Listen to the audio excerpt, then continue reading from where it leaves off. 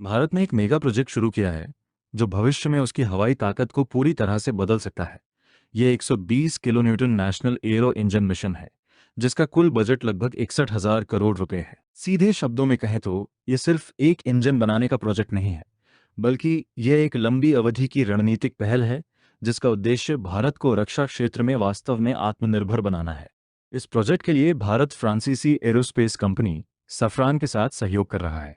हालांकि इस सौदे का सबसे महत्वपूर्ण पहलू यह है कि इसमें 100% टेक्नोलॉजी ट्रांसफर शामिल है। इसका मतलब है कि भारत को सिर्फ एक बना बनाया इंजन नहीं मिलेगा, बल्कि उसे उस इंजन से जुड़ा पूरा डिजाइन, पूरी विकास प्रक्रिया और निर्माण क्षमताएं भी मिलेगी।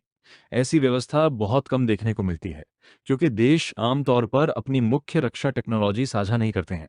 जहां तक इंजन की बात है, ये 120 किलोन्यूटन थ्रस्ट क्लास का एक हाई परफॉर्मेंस इंजन होगा, जिसे विशेष रूप से अगली पीढ़ी के फाइटर जेट्स के लिए डिजाइन किया जा रहा है। यह इंजन भारत के महत्वाकांक्षी 5th जनरेशन के स्टेल्थ फाइटर प्रोग्राम पीएमसीए को शक्ति देगा और भविष्य के नौसैनिक लड़ाकू विमानों में भी इस्तेमाल किया जाएगा। संक्षेप में, यह इंजन भारत के भविष्य के लड़ाकू बेड़े की रीढ़ बनने के लिए तैयार है। इस प्रोजेक्ट की टाइमलाइन भी स्पष्ट रूप से तय कर दी गई है। योजना के अनुसार पहले प्रोटोटाइप का परीक्षण 2030 तक पूरा होने की उम्मीद है। परीक्षण और सुधार के बाद के चरणों के बाद लक्ष्य 2035 से 36 तक बड़े पैमाने पर उत्पादन शुरू करना है।